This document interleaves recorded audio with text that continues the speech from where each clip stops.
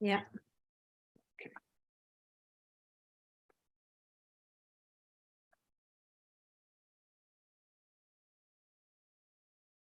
Assalamu alaikum wa rahmatullahi wa barakatuh, dear viewers. Welcome back to episode number 3. Alhamdulillah, it's amazing to be, in this blessed month of Shah Ramadan, and we've got an amazing topic with a phenomenal guest today.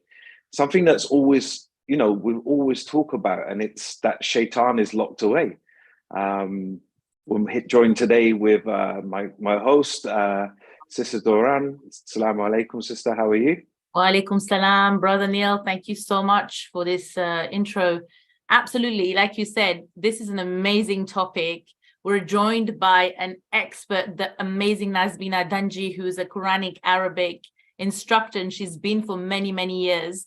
And we're so lucky that, she's agreed to come on. And so absolutely, Neil, Shaytan is a big topic during Ramadan, right? I mean, Ramadan is a time of blessings, of good deeds, but we still got our, monkey, like the Shaytan. So Nazmina, thank you for joining us. I guess my first question to you is, what is Shaytan? Who is Shaytan? And where is Shaytan during Ramadan? So salam to both of you. Thank you so much for having me. It's such a pleasure to be here and just chat to you both. Walaikum salam. Thank you for joining us. Oh, it's a pleasure. So in answer to your question, what is Shaytan and where is Shaytan? So Shaytan, as we know, Allah talks about Shaytan, the figure of Shaytan, mentioned, in various different ways in the Quran. Gosh, so many times in the Quran. So he's referred to actually as Iblis and Shaytan in the Quran. Some people take the story of creation, which is where he's mentioned the most, as, a figurative, metaphorical thing. Some people say it was an actual event that happened. But in any case, the most important thing to remember is Shaytan is a human being's arch enemy that Allah has told us to treat as an enemy, to take very seriously, to seek Allah's protection from. And Allah's described him in a lot of detail in the Quran, right? Allah's quoted his speech in the Quran. Allah talks about his nature in the Quran. There's so much information that we're given, but I personally feel that we're oblivious of it. I feel that we've relegated the topic of Shaytan to the stuff of superstitions or myths and legends. It's like we talk about Shaytan, like, cover your food so Shaytan doesn't sit on it. Or, cut your nails because that's where Shaytan's droppings are, or Shaytan sits under your nails, or fold your musalla so Shaytan doesn't pray. Do you know what I mean? That kind of, we don't take it seriously enough, I feel, right? They say from that movie, The Usual Suspects, he said the greatest trick the devil ever pulled is convincing the world he doesn't exist. Yeah. And I personally feel that when you read, the wealth of information we have about Shaytan in the Quran, it really seems as if we've ignored that completely. And he has actually pulled the wool over our eyes to behave as if he doesn't exist. Yeah. So there's a lot to learn about this figure. And like you said, what he is, where he is. So, I can go into the etymology of his names even in Arabic. That's so fascinating, the name Shaytan and where it comes from. So in Arabic, everything comes from a root word, and the root words have meaning, right? And they're often very much linked to the nature of that thing. So Shaytan, when you look into Arabic, lexicons, what the lexicographers and linguists say is that it comes from 2 possible roots, or both. So the first one is shayata, right? So shayata means to burn up with rage, to burn up with fury, right? To be infuriated and kind of angry, which we know Shaytan was, right? When Adam was created, he burned up with rage. He was really frustrated, really annoyed at why Allah created such a being. And it also comes from the root shatana, and shatana means to be distant or alienated, right? Which we know Shaytan was, right? He was outcast from this sanctified realm, or he distanced himself actually. through what he did. And so they both apply to him. It's this being that himself is infuriated, angry, outraged, and distant from Allah. And Shaytan's main aim is to make us like him, right?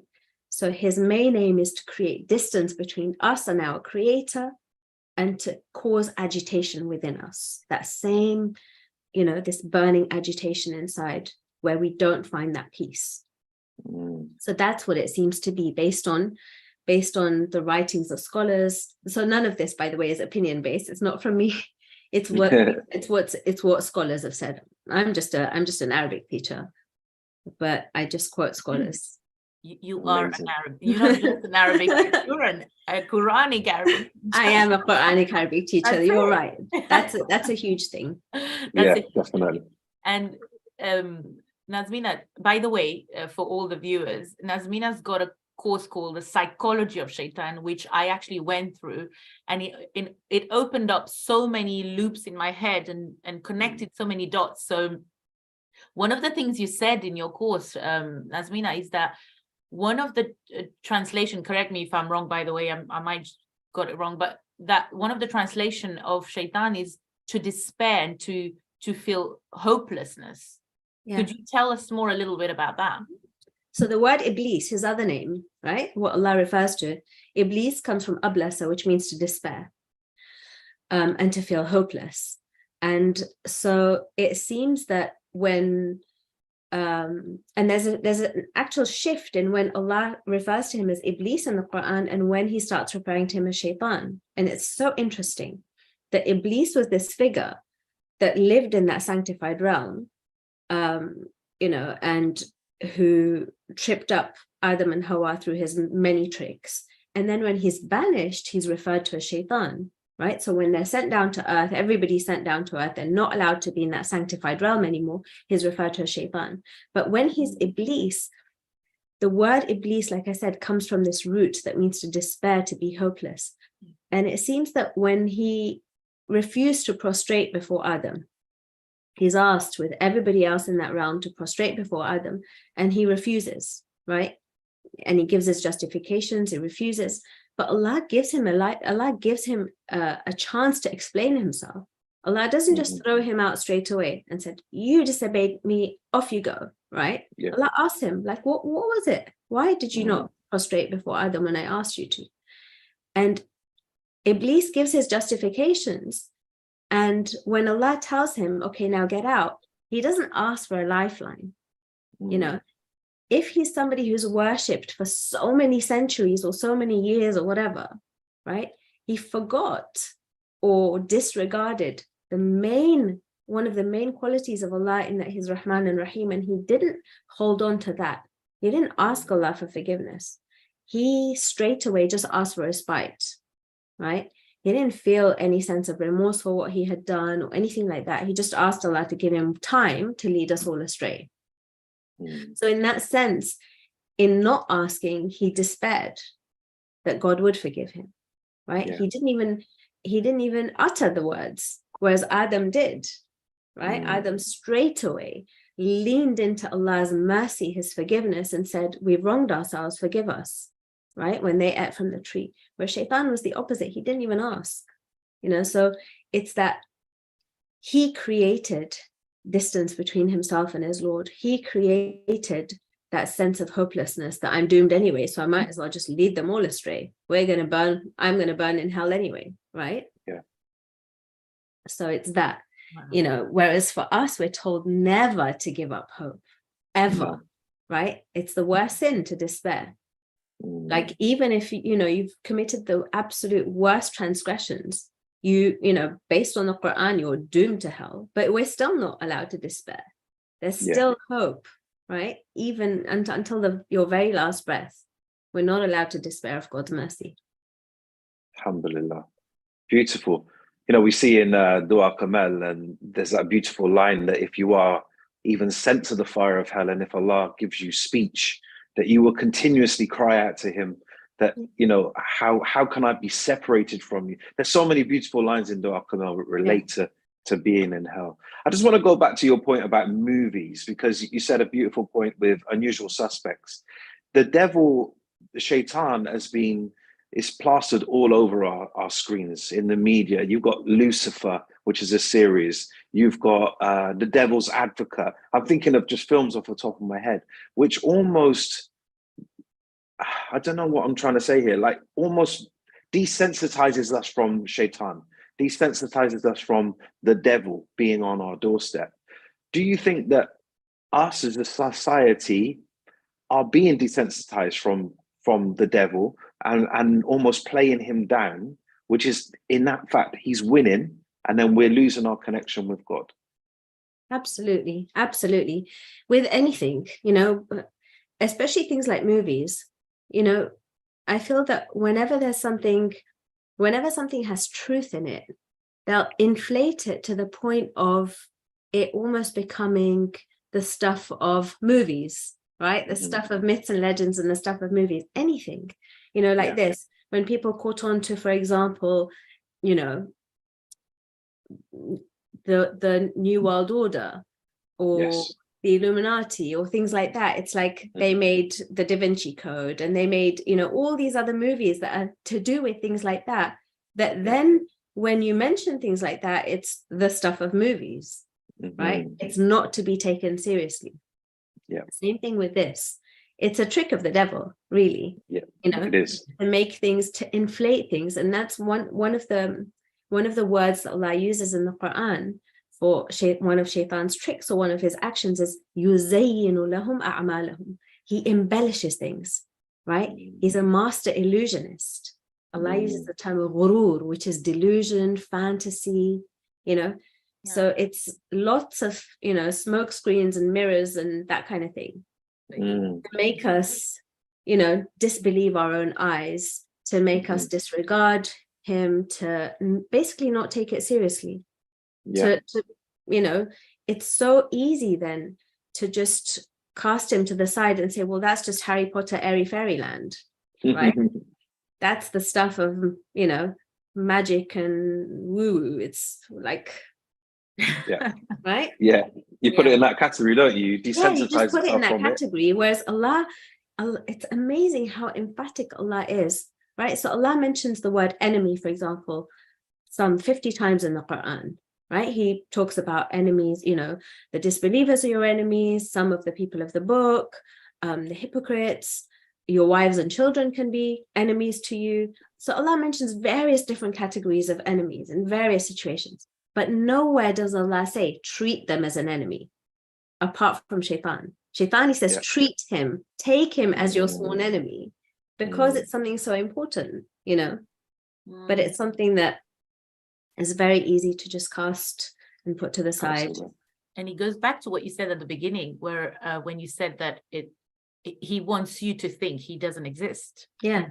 And by going into the world of movies, it's like, that's not us. That's nothing to do with us. Yeah. We're good. Those are the, and it kind of makes it two separate entities. But at the end of the day, as you said in your course as well, I'm going to mention snippets from it, is that when you take the fear element away from Allah, from Shaytan, I mean, suddenly it's not that scary anymore, and you can deal with it. You can kind of combat it or fight it, or like you said, treat him as an enemy. And I feel like that element within us could be, and correct me if I'm wrong, but that's just my interpretation of it, is the man's self that we call ego. Because I always say ego is edging God out. As soon as you edge God out, that's you telling God, I don't need you anymore. I've got this from now. And that's kind of Shaytan coming in the form of an ego within you to then lead you astray, lead you to a path that, you don't want to lead, by creating all this hopelessness and despair feelings of, there's no more hope. You might as well be bad. Since you've done this, no one's going to ever forgive you for that. You might as well do more of that, right? Those kind of chatter. So, Nazmina, what is waswas now that we're talking about chatter? Okay, so waswas. So again, it's really interesting, and it's easy to disregard when people say whisperings of Shaytan, right? Shaytan whispers in their ears. And because we don't hear it, right? Who, if you told anyone I hear whispers, they'd section you, right?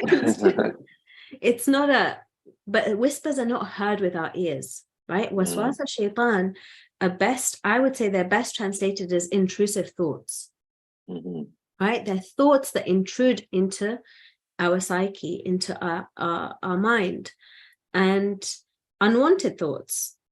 I remember the first time someone mentioned, I can't remember, I think it was a psychologist or a life coach, or probably someone on social media, who said, not every thought is yours, and not every thought is worth entertaining, and not every thought is real, right? Or is true, rather.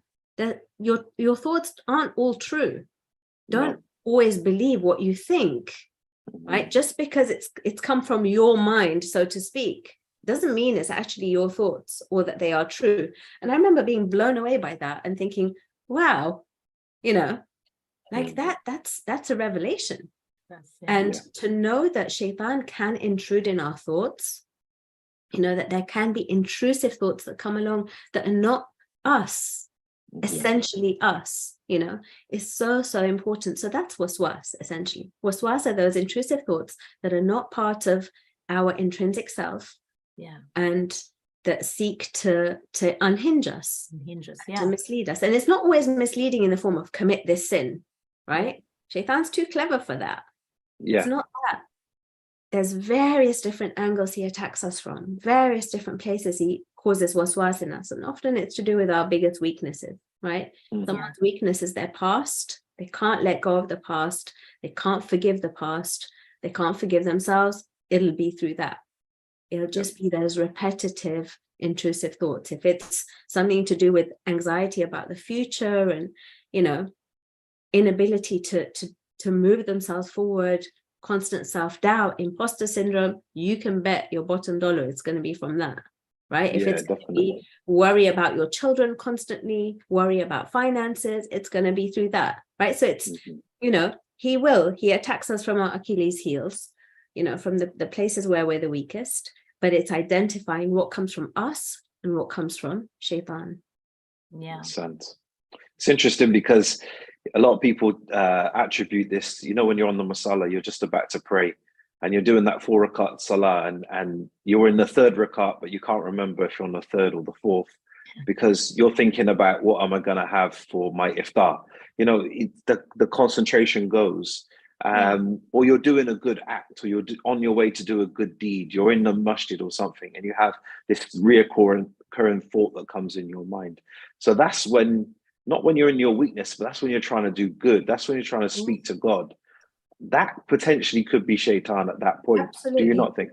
Absolutely. So that's also another one of the directions that Shaytan attacks us from, is from the good deeds, right? So either he'll prevent you from doing it in the first place, right? So you're doing wudu, you're about to sit on your musalla, and the phone pings and there's a notification and you're just itching to see who it is, right?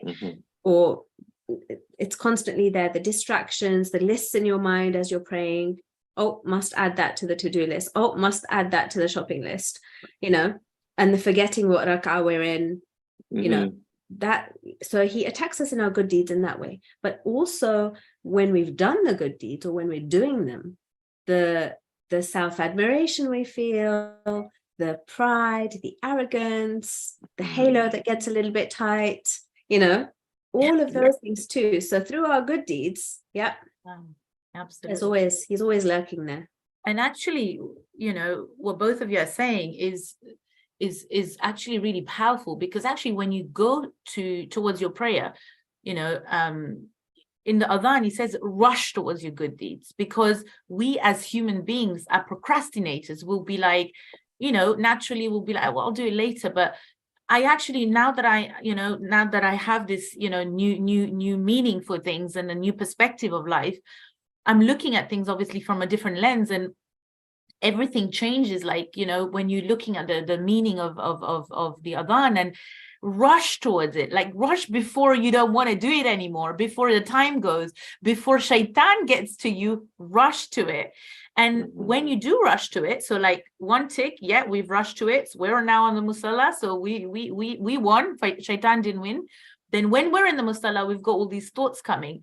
But it also shows that we're not taking enough time away from, if these thoughts are coming, these to-do lists, and they're coming during namaz, is because namaz is the only time basically that we've taken off during the day. That's why you're getting all those thoughts at the time. And it also shows maybe that there is a need to take more time for those kind of to-do lists and other things, so that when you're going towards your namaz, it's all been dealt with. You know, you've taken that time off, you've taken that time away, and you're not doing it during your namaz. So that actually shows that there's a need for you to stop and reflect and do the things that you need to be doing before you get to namaz.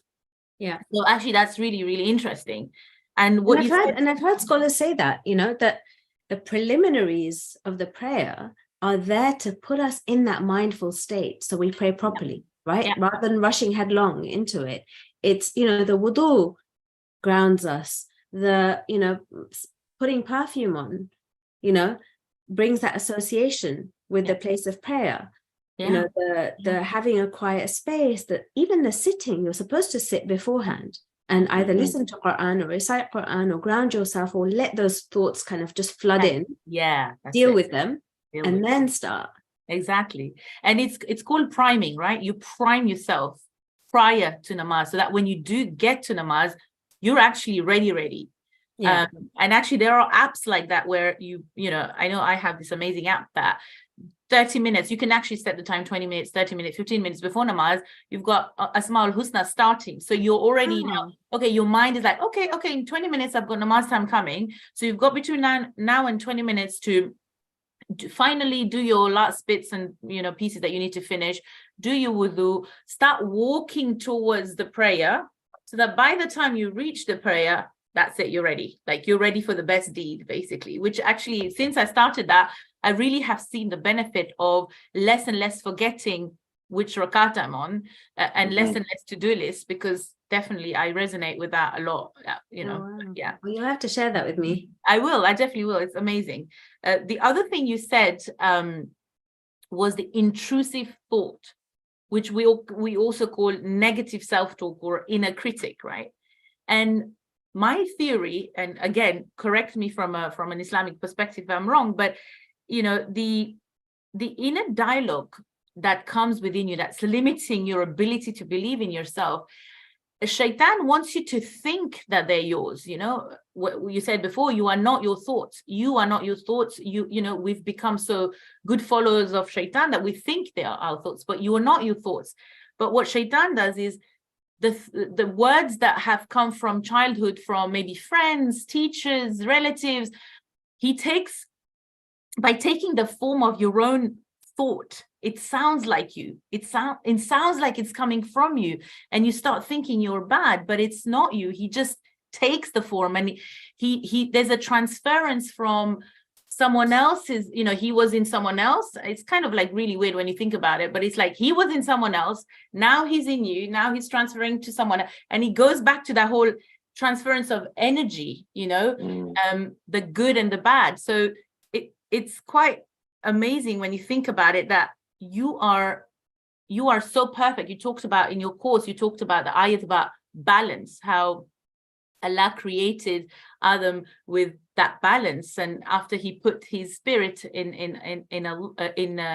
Prophet Adam, he became this enlightened being that Shaytan couldn't take. He couldn't take that, you know, how is it? And he had discounted that. He didn't think about that. So what do you think about this theory that, you know, actually you are, you know, you're not your thoughts, but it's coming from different elements of your life, your experiences, your past?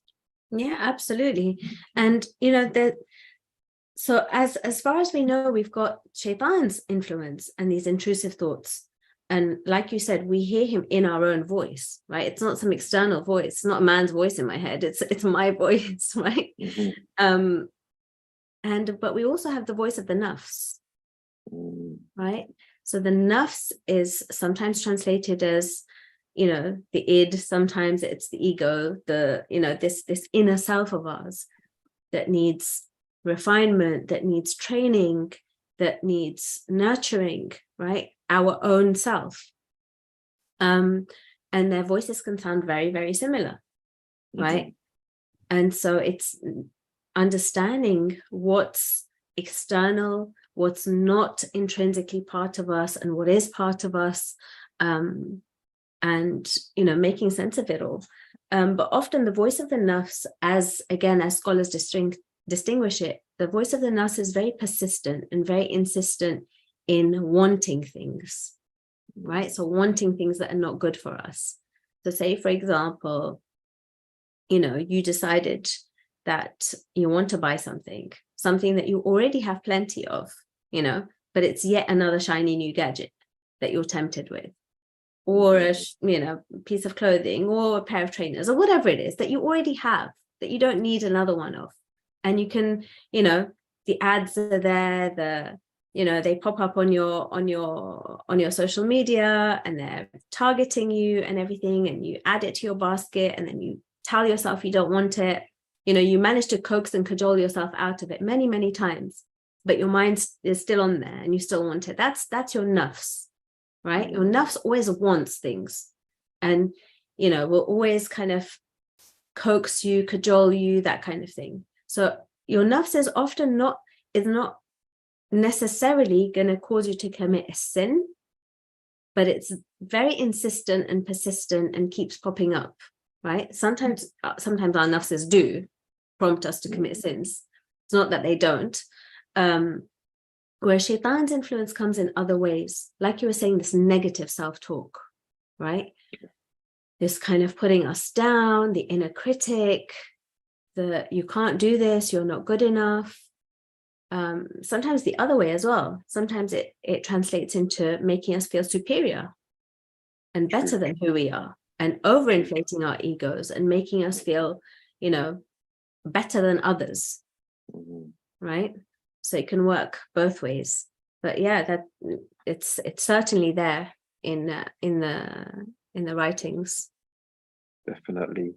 When you're talking about nafs, obviously going through this period of Shahr Ramadan, the fasting period, sticking away from worldly desires, from water, from food, from fasting the eyes, fasting the ears.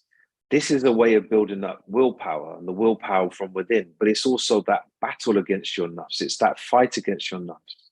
I think sometimes we underestimate that in the West, we wish we were in the East because everybody's fasting with us. But I think we've got the beauty of living in the West because we've got the opportunity to actually go out right now and have that drink, go to a shop, have that meal. Whatever we want to do, it's literally on our doorstep, and nobody would even blink an eye. But because we battle against that, because it increases our willpower, we're fighting against that nafs even harder.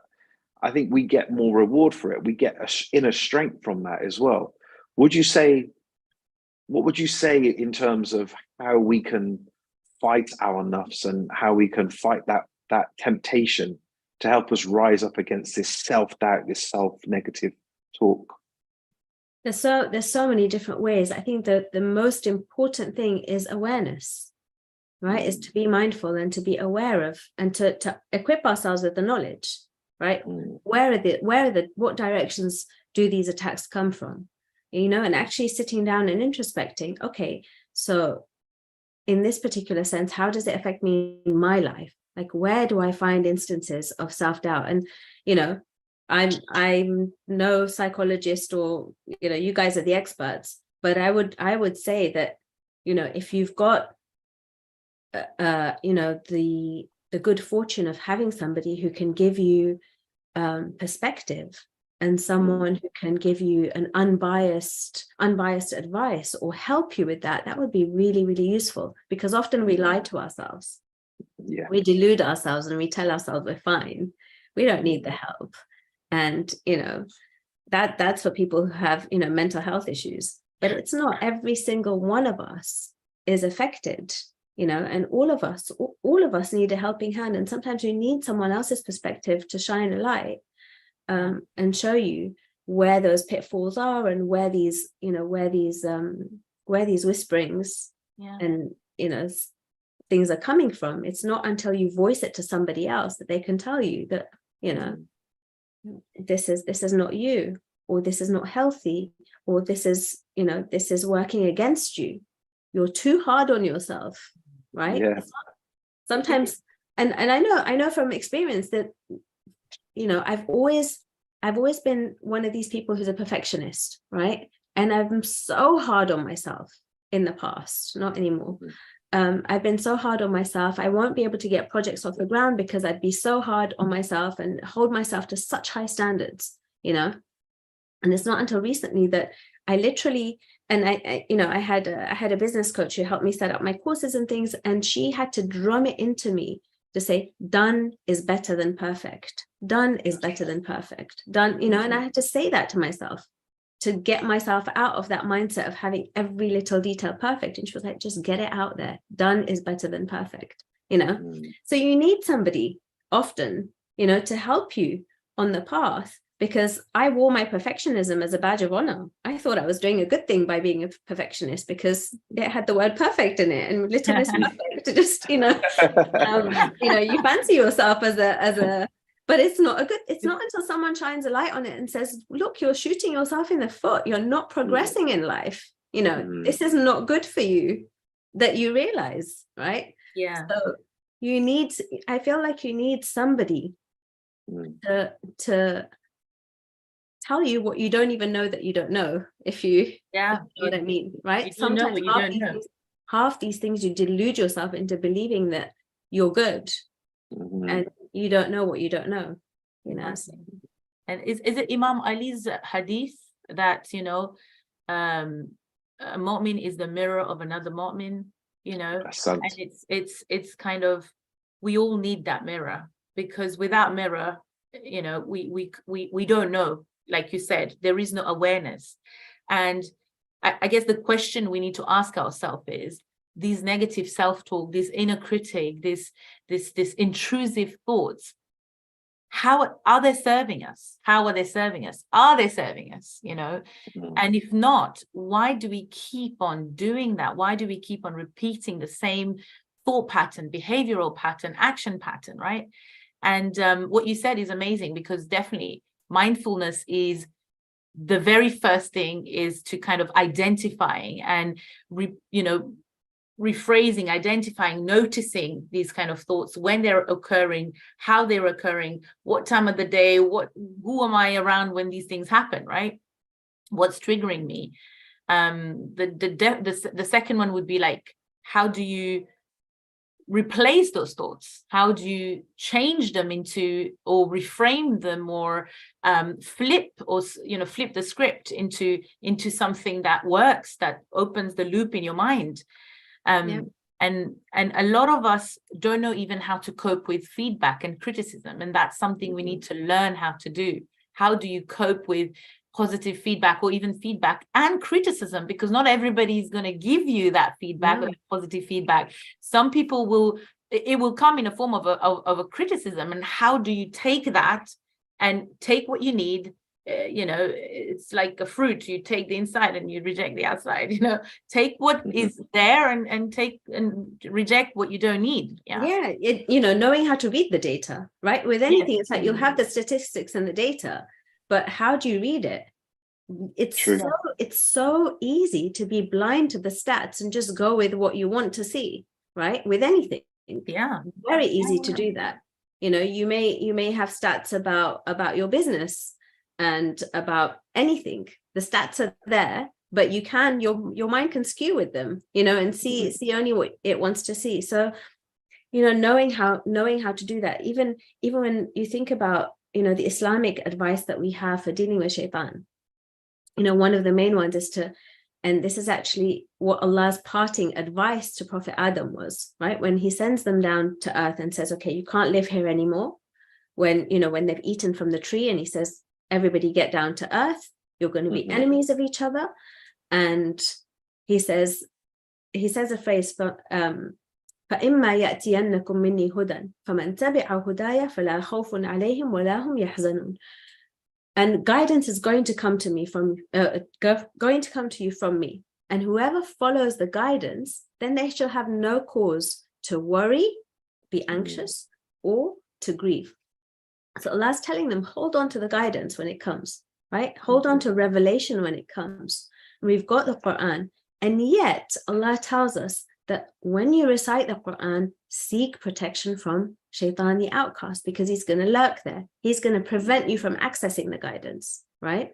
So even when we're seeking Allah's protection from Shaytan, we're saying, A'udhu billahi minash shaitanir rajim, before we access the Quran, he can delude us into seeing what we want to see from the Quran, right? There are plenty of people who pick and choose the guidance that they want, right? They disregard what's in the Quran and they'll pick the bits they like, right? Or they'll be even blind to what the Quran says because they'll be so focused on just reciting it and not understanding it that they don't even access the guidance that's in there, right? There's so many ways in which we pick and choose, or we're blind to what's in front of us.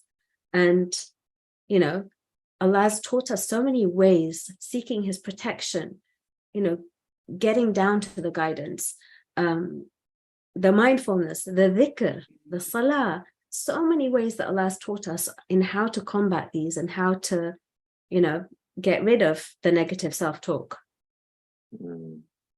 We've become a very pick and mix society, haven't we? You know, we live that kind of life anyway. We've got variety on our doorstep. We've got variety everywhere, and things are very accessible to us. And I think sometimes we become quite lazy as a society.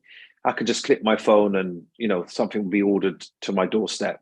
I can go onto social media and my algorithms will feed me certain bits of information. There's something within, you know, when I went to school and we had to go to an encyclopedia to go and research, go to a library and find the books. Right now, I can just click a few buttons and go onto a search engine and find that information. Yeah, get ChatGPT to write it for you. Asant, there you go. That's the next generation now. You've got all of that. But within that whole process, something's been lost and diluted. So I think, you know, this is where your point about the Quran. We read it verbatim. We read it without even knowing what we're reading. We'll go in deeper when we know how many layers. Each word has 7 layers. Each line has 7 layers. You know, alhamdulillah, you know the riwayat, the hadith better than I do. But we just need to invest more time in it and understand Allah's words. Understand that there are answers to everything in the blessed book, inshallah. Absolutely. Definitely. And I was saying the other day, right, that there isn't one thing, anything in our life that if we want the answer of, we won't find it. We won't find it in the Quran, because actually everything is in the Quran. Like literally, it is our guidebook. It is where we need to go for any answers, you know. I don't know why we always look elsewhere when it's right in front of us, but I think that's actually a human thing, right? You know, even the kids, like, go and get it, go and get this thing. They'll open the cupboard, they'll see everything, but they won't see that one thing that's right in front of you. And it's like, it's there. Everything is there. If only you look, if only you reflect. How many times Nazmina does Allah says in the Quran, if only you reflect, if only you reflect. I mean, he says it so many times. He's actually, Allah really wants us to be back to him. He really wants us to go back to him. And I was just sharing this point with my husband this morning. And I was like, it's again, something that I came up with as I was researching and writing the points for this live. And I said, you know what? Adam was good in nature. He was good because not only he had the divine soul within him of Allah, but when Shaytan told him to go and, you know, slowly go and get that tree and the apple, he didn't see anything wrong with it, because he'd never, you said in your course, he'd never seen a lie before. You know, he'd never, you know, there was no reason to believe that he's lying. You know, because he swore by Allah, so he swore by the one he loved. And that's actually us. When we look at somebody, when we're looking at another human being, we have that ability to look on the good side and see, well, I have no reasons to believe this person is wanting to wrong me, or wanting to hurt me, or even if, no matter what the intentions of the other person is, we have that from our grandfather, Prophet Adam, which we often forget. And when he actually went to earth, which is the lowest type of a garden, lowest type of place that there is, because he'd already tasted the amazing, limitless realm. He was wanting to go back and elevate back to Allah, which is also what we're supposed to be doing, you know. So we're actually just living his dream and living his truth, and going back to that original event, you know. In timeline therapy, it's something where you go back to the original event of when it started. And this is where it started for us. We're just perpetuating. We're just kind of, you know, we're supposed to just learn so much from that one event, one incident, isn't it? Absolutely. We're actually really good in nature. We are good in nature. And, you know, and you find that yearning that we all have an insatiable appetite for something, right? And it's not filled by material things. We think there's a void, right? Whatever it is we're seeking, and you buy one thing and the novelty wears off. You buy another thing, the novelty wears off. You go on one holiday, you love it, you need another one, and the other one needs to be better, and that hotel. And there's always, you know, it's a perpetual thing that we're not going to find that in this world, because, like you said, you know, Adam tasted what the other realm was like. We may have tasted what that other realm was like based on where our souls were before. You know, and that's why we say inna lillahi wa inna ilayhi raji'un. We're returning to Allah. You only return to a place that you've been to before, right? Otherwise you'd say we're going to Allah, right? But we're returning because we've been there before. We've tasted that there is a place where there is perfection. We've tasted a place where there is completion, where there is peace, where there is bliss, right? This dunya is not for that, right? Yeah. We're just going around in circles. But to understand that our Lord is the ultimate perfection, his essence, his names, the names he blew into us, right? We know the names he taught Adam, that they unlock that potential, right? In him is all perfection, and we seek it elsewhere, you know. And it's only in him that we're going to find ultimate generosity, ultimate kindness, ultimate forgiveness, ultimate peace. And we seek everywhere but him. Ya Allah, forgive us. You know, there's that quote that goes around, and you see it on these memes: from Allah, for Allah, to Allah. And that kind of sums it up, doesn't it? We've come from him, we're doing everything for him, and then we will return back to him, inshallah. As we come to, you know, the 20 minutes or so to the end of this episode, I want to really dive into this quote, this piece of advice during Shahr Ramadan, and that is, Shaytan is locked away during Shahr Ramadan. But where is Shaytan? Where is he locked away? There's, you know, can you answer that question in 20 minutes? So the funny thing is, Allah doesn't talk about a shaitan in the Quran. He talks about shayateen. There are several shaitans, right? The shayateen al-ins wal jinn. And like I was saying, shaitan's aim is to make us like him. There are so many, right? He makes insan can become shaitan. You know, people have devilish behaviors. So the influences are, even if the main shaitan was locked up, shaitan, what we have to understand, is an influencer, right? He's an influencer, and an influencer influences people to act in certain ways, behave in certain ways, etc. Even when they are not there, right? The influence remains, right? They don't have to be in front of you 24/7 for you to do their bidding, right? They've influenced you, then they've moved on, and found a new product to influence people with. But the influence with us remains. So that's the thing, regardless of where he's locked up or who's locked up or etc. The important thing to remember is the influence is still with us. We do his bidding without him even being here. Even if he was locked up for the whole year, we would still continue doing his bidding and acting as he wants us to act, unless we understand where he has infected us, where the influences come in, right? So unless we understand that, it makes no difference really whether he's locked up or not, right? So that's what we have to remember, is that in the month of Ramadan, you know, yes, it's a time to rejoice that the devils are locked up, but for each of you, that means something else, right? Exactly. It means something else for each of us. You look around, right? In the month of Ramadan, I find personally, the month of Ramadan is a time when we're supposed to be fasting, not feasting, right? We're supposed to be, the hadith goes, Shaytan courses in the blood of man, so block his path through hunger and thirst. So we do that during the day, right? Then come iftar time, we let, it's, you know, a free-for-all. Explosion. We arouse our desires for food and drink. We cook things that we only cook in Ramadan, delicacies that are reserved for Ramadan.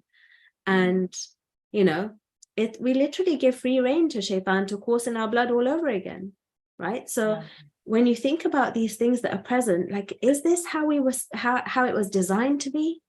You know, is it supposed to be that way, that, you know, we feast at the end? Doesn't it defeat the purpose of fasting? You know, a month where the focus is not supposed to be on food, the focus is actually very much on food. A month when our time is supposed to be busied with Allah, I actually find that everybody else wants my time.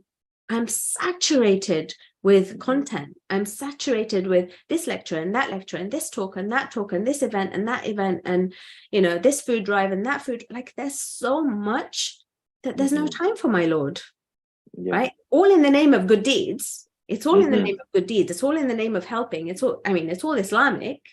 But I feel like I'm having to fit my Lord in when it's his banquet. Yeah. Right? I'm ignoring everybody but the host of the party. I'm talking to everyone else in the name of good deeds, but the host. Right? And I think to myself, wait, is this a trick of Shaytan happening here? Right? I love that. And you know, you think, you know, even shows that are being put on, you know, that are Islamic shows, right? And it was the same when I used to live in Iran. It's like the best serials, the best shows would be in the month of Ramadan, right? You'd be glued to your screens because it was such an amazing morals, amazing lessons to take away, such good protagonists, and you'd be glued to your TV because it was such a good Islamic program, a serial, right? Hello, there's God here. You know, so in the name of Islamic events and Islamic programs and stuffing the month with so much, you wonder, like, is it how it's supposed to be? Like, God, who's told us your sleep is worship, your breath is worship, have a nap, right? Don't put yourself in situations where you may backbite people, or, you know, like, be low key. It's a time to be low key. And we're just like, the socials are out of the window. You know? Yeah, they are. So you wonder, you know, it just makes you wonder, like, is Shaytan actually having a blast? A blast, yeah. And what you said about Shaytan being an influencer is brilliant, because this is all what you're saying, the content, the everything. But my theory is that, look, Shaytan is there during Ramadan. It's not that it's not there, it's there. But, you know, the ads have probably been blocked, you know, but he can still DM you, you know. He's, you know, he's been kind of blocked in some way. Why and how is because Ramadan is a time of immersion, you know, being immersed in whatever remembrance of Allah you can get to. So anything that reminds you of Allah, anything that takes you towards Allah, it's that immersion experience that makes it that Shaitan's voice is actually drowned out. It completely, you know, it's because, you know, there's statistics that show that for every negative event, every negative experience, you have to have at least 3 to 5 positive ones. So it's a 5-to-1 ratio. And we are getting that opportunity during Ramadan to have that 5-to-1 or maybe more even, where actually it's still there. It's there, but it's blocked. It's locked in that you've got so many opportunities of goodness, so many clouds of opportunities of goodness, you know, in terms of reflection, in terms of reading Quran, in terms of all the ibadat that we have, the du'as, the Laylatul Qadr, the night of destiny, the pockets of opportunities are endless during Ramadan. So he is there, but it's like, don't take it for granted that just because you know, Allah, just because the Shaytan is apparently locked away, that you're good. Like, you're good. I'm good because Shaytan's not here, and you know, I can, whatever I'm doing is actually all good. But it's not, because he's there. He's just kind of been punished on the side. He can't come towards that realm. You know, there's like a circle of influence he can't go through, perhaps, but he can if you let him. If you open the door, he'll come there. So don't take it for granted. It will still work if you let him enter, right? So, and the fact that what you said about the food being it's so true. It's my God, it's so true. It's like, you're not supposed to be thinking about these things because it takes you away from Allah. Anything in this month especially, but actually throughout the year, this is just an example. It's like Ramadan is made an example of in our life, that if you want to perfect yourself, these are the habits that you need to acquire. These are the time to perfect the habits, to create the habits, and then create that momentum to take you towards the rest of the year, right? So yeah, Shaytan is there. It's definitely there. It's not going anywhere. Yeah Definitely. I like what you said there. I think you're in the party, but you're ignoring the host. That's beautiful to even think of it in that aspect, and I think that's what we are. You know, there was a sheikh, I think in Shaban, that got into a bit of heat for what he had suggested on his social media about during one of the big Amal nights, just actually stopping and speaking to God and just reflecting on God. And I think it was mistaken by a lot of people in the community. I just think that, you know, somebody that practices and teaches meditation, Islamic meditation, I don't think that we do enough of that. I don't think we do enough of stopping and pausing and reflecting. If the hadith from Rasulullah sallallahu alaihi says that 1 hour's worth of contemplation is worth 70 years of ibadah, how often do I sit down for an hour and just contemplate life, universe, creation, everything? So by stopping during this blessed month and not thinking about what I'm going to have for iftar, or who I'm inviting over, or how many things I'm going to watch, and how much lectures aren't I good because I've watched 15 lectures today and I'm so great because I'm so knowledgeable. Actually, have I just had a conversation with my Lord? Have I just sat there and contemplated on nature? Have I gone out for a walk and looked at the sky and the birds, and, you know, attributed that to Surah Mulk because the birds are above the clouds? You know, there's so much that we can do, simple things, but we overcomplicate it. Yeah, it is quite frustrating, actually. And I think this Sheikh, who's a great guy, has been shot down for actually telling people just to slow down, stop, reflect, and pause for a bit. Yeah, definitely. And you know, one tip that a scholar had taught me, you know, back when I was studying, was that Shaytan thrives in encouraging multiplicity, right? Our whole thing is tawheed, right? We are supposed to align every aspect of our being with tawheed, right? With oneness of being, oneness of thinking. You know, but even in the way that we are, that in our actions, in our behaviors, there should be a movement towards reductionism, as close to one as possible, right? The more multiplicity there is, the more you're away from tawheed. Wow. And that's amazing. In even the micro things, even in the number of dishes we cook, right? Guests aside, that's different, right? But even for guests, there is such a thing as too much. There is excess. There is being too lavish. But, you know, when you think about it, where throughout the rest of the year, we're fine having one meal. We're absolutely fine. We survive and it's perfect and we're satisfied. Why is it that we need 3 or 4 in Ramadan? Right? Know. Like, are we going towards multiplicity or are we going towards reductionism? You know, is it shouldn't that one meal be simplified to something even simpler? Because really, a fasting man, if you gave a fasting man bread and tea or bread and water, he would be so happy with that, right? True. That's how it should be. A fasting person is happy, so grateful for a little, and happy to donate the rest, right, to people who don't have. Whereas we're the opposite. Our food bills are through the roof in the month of Ramadan, because not from feeding others, mind, from feeding ourselves. Right? Yeah. And you spend cooking that. My God, that takes you again. That takes you away from. You know, is it reductionism to let me reduce? You know, when you think about it, when you're a guest, right? As a guest, we're not supposed to be working. The guest doesn't do any work, right? Allah's invited us as his guest. He calls us guests to his banquet. He doesn't want us to work.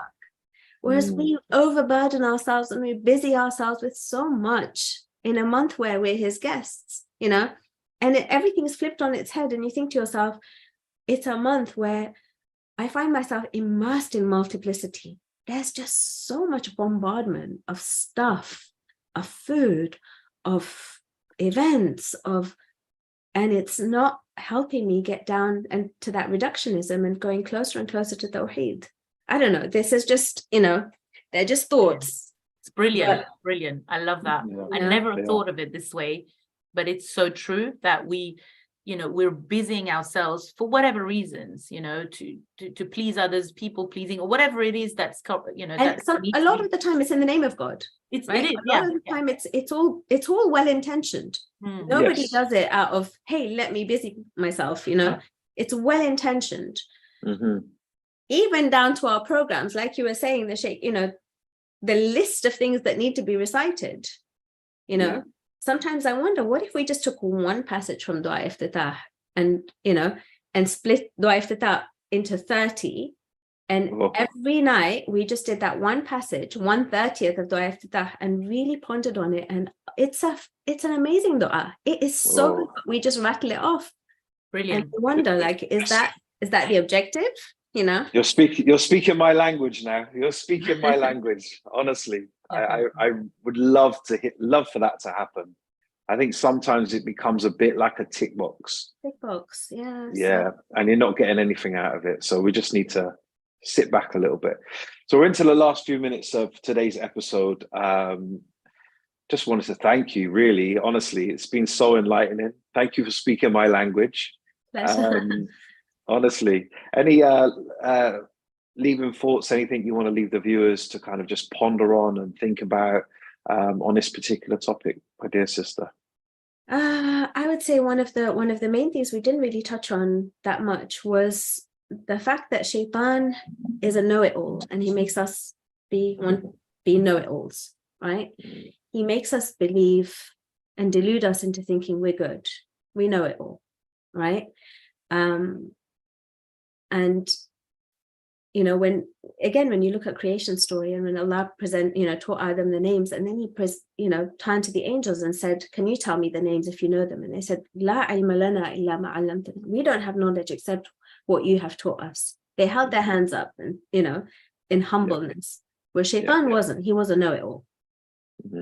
And it's so important to maintain humility with these things and to maintain humbleness, and admit that we don't know it all, that there are people who have expertise in certain fields, there are people who've done the work, and there are people out there who can help us. The Quran is full of guidance. We haven't even scratched the surface, you know. Literally, there is so much to learn, there is so much to gain.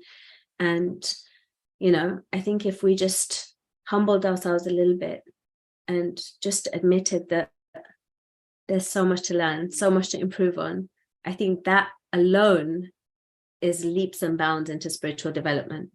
It opens your mind. It opens you up, you know. It opens you up to receiving. To receiving, just to be humble and saying, you know what? And Neil, before we end, I just wanted to mention something that one of a good friend of mine whose daughter is in the same class as my daughter, she actually asked me to actually mention this as well, is that as women, you know, we, especially as mothers, we go through depression, we go through postnatal depression and all sorts of things. And it takes you down into a spiral of nothingness and, you know, a rabbit hole of depression and negativity and thoughts. And the fact that, you know, being aware of it, but also knowing that it's okay. It's okay to don't feel bad that, you know, you're going through that. That means you're bad, and put a label on you that everybody else. And if you do need help when these things happen, if you do feel like you can't do this alone, you can't do this anymore alone, reach out, ask for help. And even Nazmina, you can back me up on this. And Allah says in the Quran, ask for help. All He wants is for us to ask for help. And this friend of mine, she had gone through depression and postnatal depression, and she's come out the other side as well. And she asked me to mention this actually specifically, that, you know, tell the viewers, tell the women and the moms especially out there, that if you are going through that, you know, just don't worry, because there is a light at the end of the tunnel, and Shaytan will not win. Shaytan will not win. You know, the truth definitely will win. You will win. So I just wanted to mention that bit as well. Thank you so much. Sister Nazmina, where can the viewers find you? Where can they get content, find you on socials, etc.? Okay, so if they just look up Arabiq Online, you can see it on the wall behind me. It's Arabic with a Q. Okay, so Q stands for Quranic. Arabiq.online on Instagram, YouTube channel, which at the moment is a little bit dead, but still, inshallah, we'll revive it. And you can find all the courses on Arabiq.online. So www.arabiq.online. That's got our latest course, Psychology of Shaytan. It's on special offer at the moment. So do sign up. It's a very short course. The whole thing takes you about 3 hours to go through. And you'll gain lots out of it. It's self-paced. There's no Zoom calls. It's not taught live. It's through short video lessons. And yeah, I invite you all to delve deeper. We haven't, you know, we've spoken a lot about it on this show, but there's still so much to uncover. Yeah, definitely, 100%. We're just getting a snippet. I appreciate that. Thank you for your time. We'll put all the details into the description of this particular episode of where they can find you, the links, etc. on there. Thank you so much for your time. We really do appreciate it. Our next episode coming up in the next couple of days: fulfillment, contentment, and happiness. Who is joining us, Sister Doureine? It's Farzana Karwali. She's she's an expert in the matter, well-being, wellness, and she's going to go through, you know, the process of fulfillment, grief, and how to deal with it. And it's going to be a very, very interesting episode, and I'm really looking forward to that one. Thank you so much. Thank you for joining us, and please do like, subscribe to the channel so you get all new content. Hit that notification button, and we will see you live again in the next couple of days. Have a blessed Ramadan, and please do remember us in your du'as. Thank you so much. Assalamu alaikum wa rahmatullahi wa barakatuh. Wa alaikum salam wa rahmatullah.